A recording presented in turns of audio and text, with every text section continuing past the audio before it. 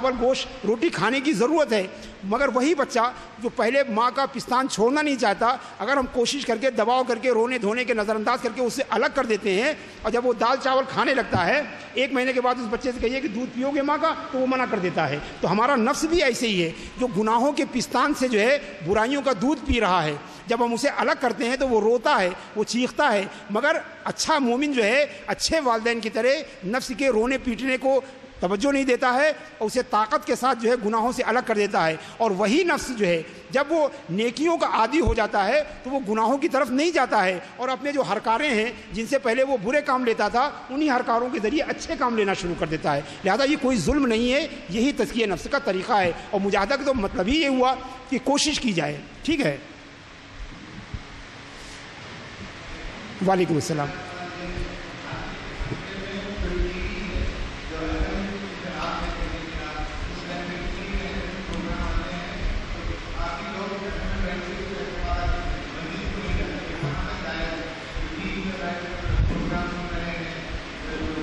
جی جی، دیکھیے ایک پہلے قاعدہ آپ سمجھیے، یہ ٹی وی ہے، کیمرہ ہے، ریڈیو ہے، اور یہ سب کے سب یہ آلے ہیں۔ آپ جانتے ہیں کہ ٹی وی جو چیز سے بنا ہے پلاسٹک ہوگا، کچھ اس میں کچھ میٹل ہوگا، یہی تو بنا ہوا ہے نا۔ اگر اسی میٹل اور پلاسٹک سے جو ہے اگر مسجد کی محراب بنا دی جائے تو آپ اس میں نماز پڑھنا جائز ہے، چیز نہیں بدلی، صرف اس کا فارم بدل گیا، اس میں آپ نماز پڑھ رہے ہیں۔ اسلام کا کہنا یہ ہے کہ یہ سب وسائل ہیں، یہ سامنے کیمرہ ہے، اس کیمرے سے ایک جو دین کی باتیں ریکارڈ کی جا رہی ہیں، اسی کیمرے سے آپ ناچ گانا بھی ریکارڈ کر سکتے ہیں۔ ہم اس سے جو ہے اللہ اور رسول کا فرمان آپ کو بتا رہے ہیں، آپ اسی کے ذریعے ہم آپ کو گالیاں بھی دے سکتے ہیں۔ تو اسلام میں آلات کا کوئی حکم نہیں ہے، ان کے استعمال پر حکم ہے۔ اگر آپ ان کا اچھا استعمال کریں گے تو ثواب ملے گا، برا استعمال کریں گے تو گناہ ملے گا۔ یہ ایک جنرل بات ہے، باقی آپ خود سمجھ سکتے ہیں۔ جی وعلیکم السلام۔ اچھا نہیں ماشاء اللہ، اللہ خود فرمائے۔ ان شاء اللہ ملاقات چاہوں گا، کبھی ملاقات ہوتی رہے آپ سے، ضرور ان شاء اللہ۔ ٹھیک ہے، السلام علیکم۔ وعلیکم السلام۔ جی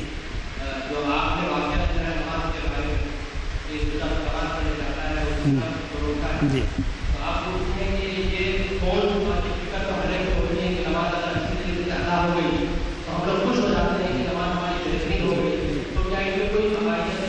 نہیں، اس کو واضح طور پر فرق سمجھیے کہ عبادت پہ خوش ہونا اچھا ہے، اس لیے کہ آپ کسی چیز کو اچھا سمجھتے ہیں تو اس پر خوش ہوتے ہیں، تو گویا عبادت پہ خوش ہونا عبادت کو اچھا سمجھنا ہے، لہذا خوش ہونا جو ہے یہ گناہ نہیں ہے، بلکہ اس پہ تکبر کرنا، فخر و مباحت کرنا، اور اس پر جو ہے اس پر دوسروں کو حقیر سمجھنا یہ برا ہے۔ دوسرا سوال ہے کہ جو لوگ کیا کرتے ہیں، اب اگر ان کو کہتے ہیں کہ یہ غلط ہے تو کیا یہ غلط ہے؟ دیکھیے یہ ایک بہت پرخطر معاملہ ہے، غیبت اور نصیحت یہ دونوں اتنے آپس میں چوری دامن کا ساتھ ہے کہ پتہ ہی نہیں چلتا۔ بہت ساری چیزیں ایسی ہوتی ہیں جو آپس میں آدمی کہتا ہے میں تواضع کرنا اور احساس کمتری میں شکار ہونا، فخر کرنا اور عزت نفس، یہ چیزیں ایسی ہیں جو بہت ملتی جلتی ہیں، مگر اگر کسی کی اصلاح کے لیے اس کی برائیوں کو نقل کیا جائے یا کسی کے شر سے لوگوں کو محفوظ رکھنے کے لیے اس کے شر کو بیان کیا جائے تو یہ غیبت نہیں ہے۔ انما الاعمال بالنیات، عمل کا دار و مدار نیت پر ہے۔ جی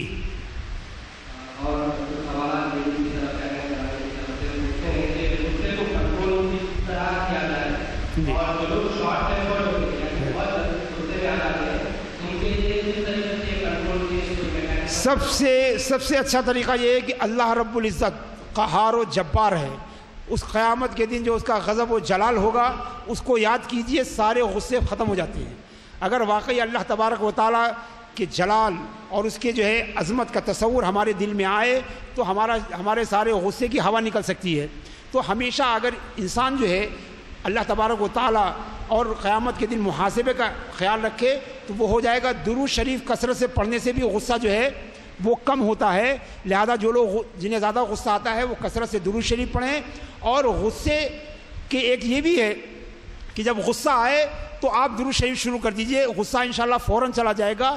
ایک چیز اور بتائی گئی ہے کہ غصہ اگر آئے، بیٹھے ہوں تو کھڑے ہو جائیے، کھڑے ہوں تو بیٹھ جائیے، کھڑے ہوئے ہوں تو آگے چل جائیے، چل رہے ہوں تو رک جائیے، اس سے بھی جو ہے وہ غصہ جو ہے وہ کم ہوتا ہے، مگر درود شریف پڑھنا جو ہے وہ غصے کو کم کرنے کا سب سے، اور میں نے بتایا کہ یہ بھی جملہ برائیوں میں سے نفس کی ایک برائی ہے. جس طرح ہر برائی کو دور کرنا ہے، ویسے اس نفس کی اس برائی کو دور کرنا بھی تزکیہ نفس کا حصہ ہے. اور یاد رکھیے کہ غصہ ہونا جو ہے، تزکیہ نفس کا مطلب یہ نہیں ہے کہ نفس کے ایٹیچیوڈ کو جو ہے نکال کے باہر پھینک دیں، بلکہ مطلب یہ اس کا استعمال جو ہے وہ چینج کر دیں. مثال کے طور پر ہم اپنے آپ کے لیے غصہ ہوتے ہیں، یہ برا ہے، مگر اگر اللہ کے لیے غصہ ہوں تو یہ اچھا ہے. تو گویا یہ بھی تزکیہ نفس کا حصہ ہے. اگر ہم کوشش کریں تو اس پر بھی ہمیں، اگر ہم یہ احساس رکھیں کہ غصے کو اگر ہم ختم کر دیں، روک دیں، نکال دیں، تو اللہ تعالیٰ اجر دے گا. اور اگر یہ شارٹ ٹرپ پر ہم بنے رہیں گے تو ہمیں اس سے بہت ساری برائیاں اور گناہ ہمارے نام اعمال میں لکھے جائیں گے. اگر یہ تصور اپنے ساتھ کیجئے تو انشاءاللہ غصہ جو ہے وہ کنٹرول ہوگا.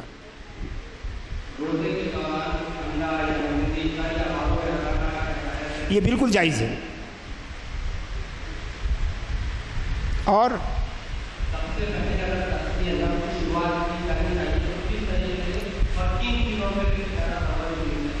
سب سے پہلے میں نے بتایا کہ نفس کے جو ہے باطن کے گناہ ہیں، ظاہر کے گناہ ہیں. ظاہر کے گناہ میں سب سے زیادہ جو گناہ انسان کرتا ہے وہ زبان سے کرتا ہے. نبی کریم صلی اللہ تعالیٰ علیہ وسلم نے فرمایا کہ جہنم میں جانے والے زیادہ تر لوگ اپنی زبانوں کے سبب سے جہنم میں جائیں گے. اس کا مطلب یہ کہ زبان سے ہونے والے گناہ سب سے زیادہ ہیں. لہذا تزکیہ نفس کی شروعات زبان سے کی جائے. ایک زبان جو 10 سال سے برائیاں اور چغلیاں کر رہی ہے، وہ اچانک جو ہے نیکیاں پھول نہیں برسیں گے. اس سے پہلے کوشش کی جائے کہ بولنا کم کیجیے، بولنا کم کیجئے. بولنا کم کرنے کے بہت سارے ذرائع ہیں. مثلا آپ طے کر لیجئے کہ دن میں صبح سے لے کے شام تک 10,000 بار استغفار پڑھیں گے. تو 10,000 بار جب استغفار پڑھیے گا تو اور کچھ بولنے کا موقع کم ملے گا. تو جب کم ملے گا تو دھیرے دھیرے جب زبان بہت زمانے تک غیبت نہیں کرے گی تو غیبت نہ کرنے کی عادی ہو جائے گی. یہ میں آپ کو عملی طریقہ بتا رہا ہوں، اور بہت سارے لوگوں نے اس طریقے پر عمل کر کے فائدہ اٹھایا. کہ جو بولتے ہیں زیادہ تر غیبت، چغلی، غصہ ہوتے ہیں، برا بھلا کہتے ہیں، وہ لمبے لمبے وظیفے کر لیں کہ صبح سے لے کے شام تک 1100 بار درود شریف پڑھنا ہے. تو ظاہر سی بات ہے 1100 بار درود شریف پڑھنے کے لیے 2-3 گھنٹہ چاہیے. کم سے کم یہ 2-3 گھنٹہ زبان آپ کی برائی سے رک جائے گی. اسی طرح آپ دھیرے دھیرے کر کے کر سکتے ہیں. تو زبان سے شروع کیجئے.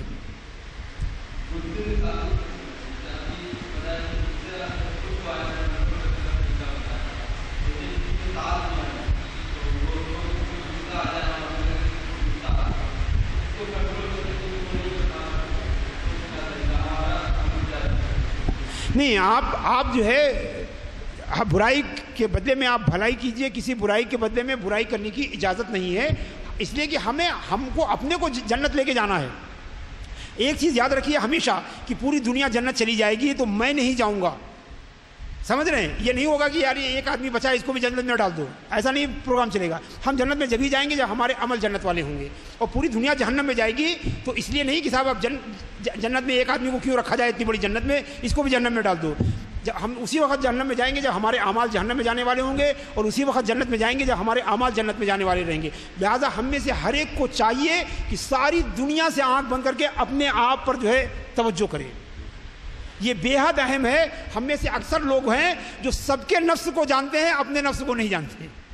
سب کی برائیوں سے اطلاع رکھتے ہیں مگر اپنی برائیوں سے بے خبر ہوتے ہیں. سب کے عیوب جانتے ہیں مگر اپنے عیب سے غافل ہوتے ہیں. ایسے لوگ نہایت گھاٹے والے لوگ ہیں. چلیے.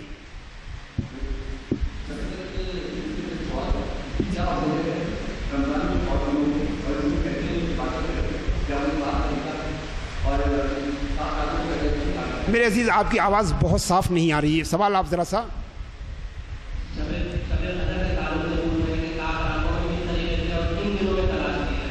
تاخراتیں جو بھی ہیں 21, 23, 25, 27 اور چاند نکلے تو 29، یہ سب تاخراتیں ہیں. ان سب تاخراتوں میں شب قدر کی تلاش ہونی چاہیے اور عبادت کیا جانا چاہیے. اللہ کا ذکر کیجئے. ان راتوں میں بیٹھ کر روئیے، گڑ گڑائیے، اپنے جو ہے اپنے گناہوں کو یاد کیجئے. کوشش کیجئے کہ اپنے گناہوں کو یاد کریں اور اس کے خوف سے، اللہ کی خشیت سے آپ کی آنکھوں سے آنسو بہہ جائے. تو اگر آنکھ سے آنسو اگر بہہ جائے تو یقین کیجئے کہ آپ نے شب قدر پا لی. تو کوشش کیجئے، اس لیے کہ اللہ تعالیٰ کو آنکھ سے بہنے والے آنسو جو ہے وہ بے حد عزیز ہیں. اور آنکھ سے نکلنے والے آنسو اللہ کی راہ میں جہاد کرنے والے شہیدوں کے لہو جیسی قیمت رکھتے ہیں. اور صحیح ترین حدیث ہے کہ اللہ کے رسول نے فرمایا کہ 7 لوگ اللہ کے سائے رحمت میں رہیں گے، ان میں سے ایک وہ بھی ہوگا جس نے اکیلے اللہ کو یاد کیا اور اس کی آنکھوں سے آنسو بہہ گئے۔ تو شب قدر کو اگر پانا چاہتے ہیں روئیے، اگر خوب آپ روئے تو سمجھیے آپ کو اتنی ہی شب قدر مل گئی۔ وعلیکم السلام۔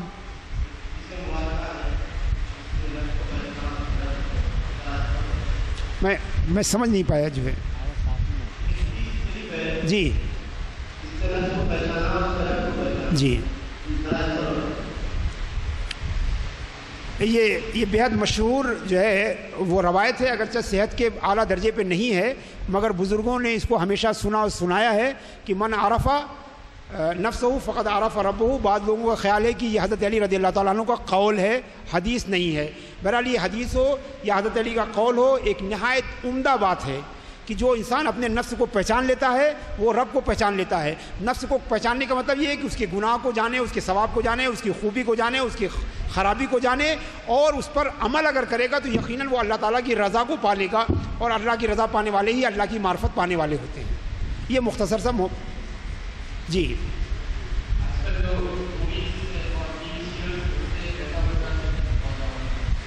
یقیناً یہ آج جو مووی اور ٹی وی سیریل جو چل رہے ہیں، یہ ظاہر سی بات ہے کہ ان میں زیادہ تر جو ہے فتنہ و فساد ہی ہوتا ہے، اور مسلمانوں کو چاہیے، کوشش کرنی چاہیے اس سے بچے، اور جو بہت زیادہ ملوث ہیں انہیں چاہیے کہ گریجولی جو ہے اسے کم کرنے کی کوشش کریں اور انتہائی طور پر چھوڑنے کی کوشش کریں۔ وعلیکم السلام جی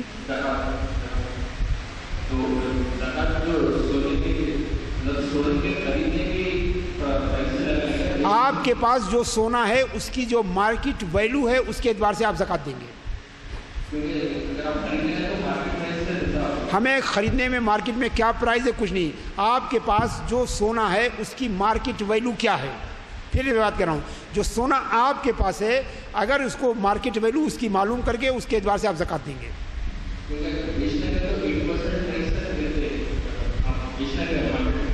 وہی کہ آپ اس کی ویلو جو بیچنے پر ہی ویلو پتہ چلے گی نا، تو جو ویلو ہے اسی ویلو پر آپ زکوٰۃ دیں گے۔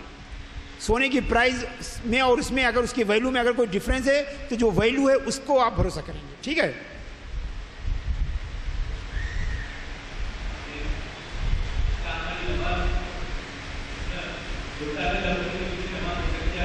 جی گستاخ رسول کے پیچھے نماز ہو سکتی ہے نہیں؟ کسی کی نماز نہیں ہوتی ہے۔ ایون کہ جو لوگ گستاخی کرتے ہیں وہ بھی یہ کہتے ہیں کہ گستاخی رسول کے پیچھے نماز نہیں ہوتی ہے، لہذا یہ ایک اجماعی مسئلہ ہے۔ جو گستاخی کرتے ہیں ان کا بھی یہی کہنا ہے کہ نہیں ہوتی ہے، گستاخی رسول کے پیچھے کسی کی نہیں ہوتی ہے۔ وعلیکم السلام جی جی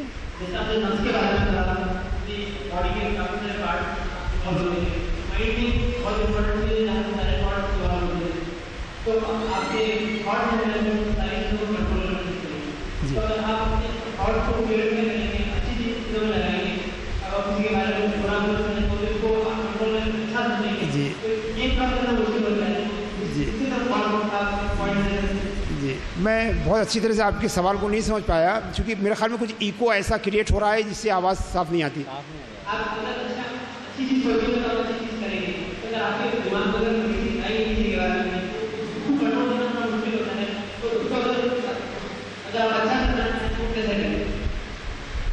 میں نے آپ کو بتایا کہ یہ تھاٹس کہاں سے آتے ہیں، تھاٹس کہاں جنریٹ ہوتے ہیں، اچھے اور برے تھاٹس کہاں بنتے ہیں۔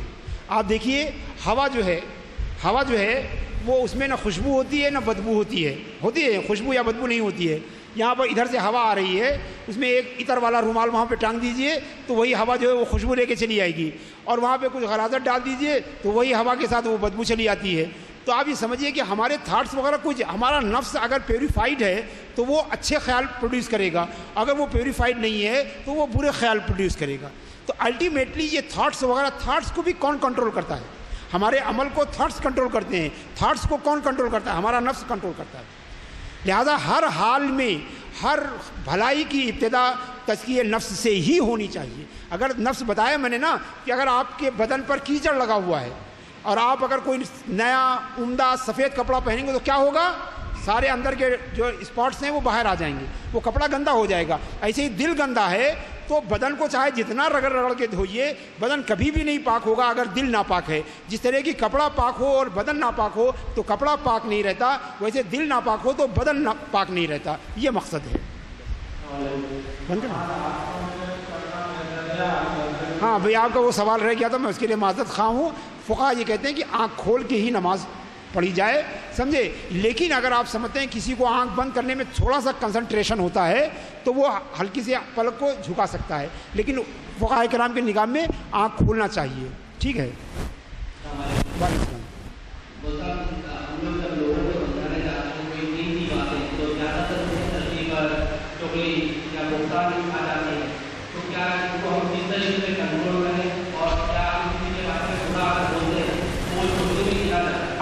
آپ غیبت اگر جب بھی ذہن میں آئے تو صرف قرآن کی آیت یاد رکھیں, ایحب احدکم ان یاکل لحم اخیہ میتا. کوئی اپنے مردہ بھائی کا گوشت کھانا پسند کرے گا؟ آپ یہ سمجھیں. اللہ کے رسول نے فرمایا کہ الغیبت اشد من الزنا, غیبت زنا سے جو ہے زیادہ خطرناک گناہ ہے. ان دو چیزوں کو یاد کیجئے. اگر اللہ اور رسول پر ایمان ہے تو غیبت زبان پہ آنے نہیں پائے گی.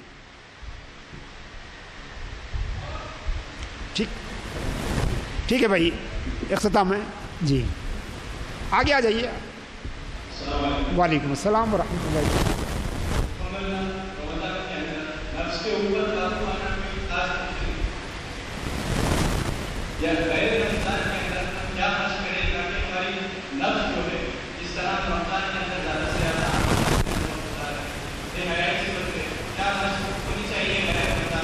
دیکھیے میں نے بتایا کہ رمضان اور تزکیہ نفس کا مفہوم کیا ہے کہ چونکہ تزکیہ نفس کے لیے جد و جہد اور کوشش کرنی رہتی ہے. رمضان میں یہ نکہت و نور میں ڈوبے ہوئے شب و روز جو ہیں, میں نے بتایا نا کہ جیسے کپڑا ہوتا ہے اس پہ ہلکا ڈاٹ ہوتا ہے نا, تو آپ پانی ڈال کے اور صابن لگا کے دھو کے فوراً پھیلا دیتے ہیں سوکھنے کے لیے. لیکن اگر داغ گہرے ہوتے ہیں تو آپ کیا کرتے ہیں, واشنگ مشین میں اس کو ڈال دیتے ہیں, رات بھر پڑا رہتا ہے.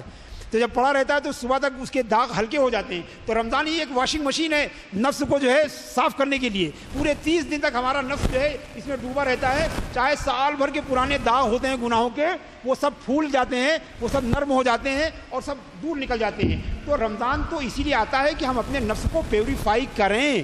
اور جیسے کہ ابھی سید عمر نے کہا تھا نا کہ ایک ریفریشر ہوتا ہے, تو کوشش یہی رہنی چاہیے کہ رمضان کے بعد بھی یہ سلسلہ کنٹینیو رکھیں. آپ دیکھیے, بالکل میں نے بتایا کہ جو تزکیہ نفس کا جو طریقہ ہے کہ آپ اپنے ظاہری اپرنٹ برائیوں سے بچنے کی کوشش کیجئے. پہلے آپ سب سے پہلے جو ہے وہ زبان کو پکڑیے, اس کی برائیوں کی ایک لسٹ بنائیے. ان لسٹ میں دیکھیے کہ سب سے ہلکی برائی کون ہے, پہلے اس سے بچیے, پھر اس سے بھاری, اس کے بعد اس سے بھاری. فرصت مل جائے تو آنکھ کو پکڑیے, پھر کان کو پکڑیے, پھر ہاتھ کو پکڑیے. ہر کی برائی کی ہر آپ میں سے جو بھی تزکیہ نفس کرنا چاہتا ہے وہ جائے, عشاء سے لے کے اور تہجد کے وقت تک بیٹھ کر تمام جو میں نے بتایا کہ یہ گناہ کے جو سبا جوارے ہیں, جو 7 جوارے ہیں جو نفس جن کے ذریعے گناہ کرواتا ہے, ان کے ذریعے کی جانے والی گناہوں کی لسٹ بنائیے. ہر ایک کی لسٹ جو ہے دوسرے کی لسٹ سے الگ ہوگی. آپ سمجھتے ہیں نا, الگ الگ ہوگی. کوئی آدمی غیبتی میں اس کو مزہ ملتا ہے, جھوٹ نہیں بولتا مگر ہمیشہ غیبت کرتا رہتا ہے, سمجھے, کہتا ہے سچ بولتے ہیں. بڑے یہ سچے لوگ جو ہوتے ہیں نا وہ غیبت کرتے ہیں, جھوٹا غیبت نہیں کرتا, کیونکہ غیبت میں جھوٹ کی گنجائش نہیں ہے. غیبت ہمیشہ سچی ہوتی ہے, یاد رکھیے گا. جھوٹ تو بہتان کہتے ہیں, جو بہتان ہوتا ہے وہ جھوٹ ہوتا ہے, غیبت سچ ہوتی ہے.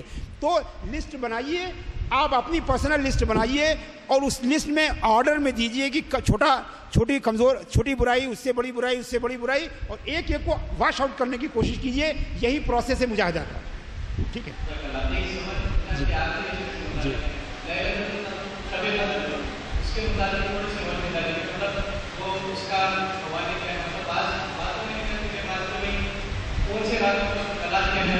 میرے عزیز, اس کی اہمیت کے بارے میں قرآن کی ایک آیت کے علاوہ دوسری آیت کی ضرورت نہیں. خیر من الف شہر. اب جو اور یہ حدیث شریف میں آیا, صحیح حدیث میں ہے کہ لیلۃ القدر کو رمضان کی آخری طاق راتوں میں تلاش کرو. تو آخری طاق راتیں 21, 23, 25, 27 اور 29 ہے, مگر اکثر علماء کی رائے ہے کہ وہ 27 ہے. تو ساری راتوں کا اہتمام ہونا چاہیے, 27 کا اسپیشل اہتمام ہونا چاہیے. ٹھیک ہے جی.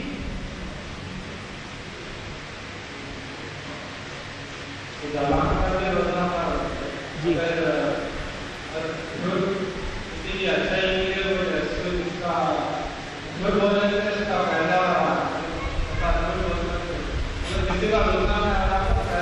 دیکھیے فائدے دو ہوتے ہیں، ایک دنیا کا اور ایک آخرت کا.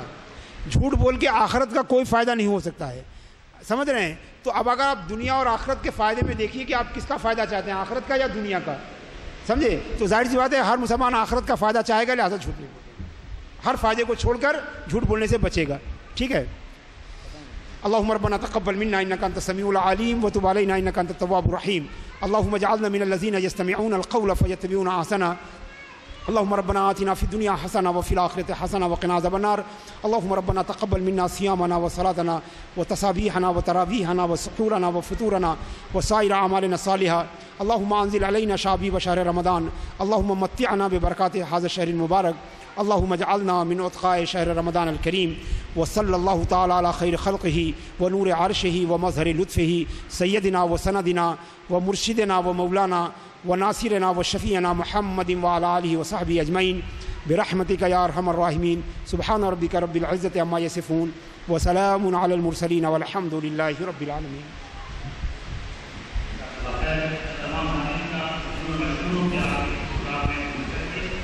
تمام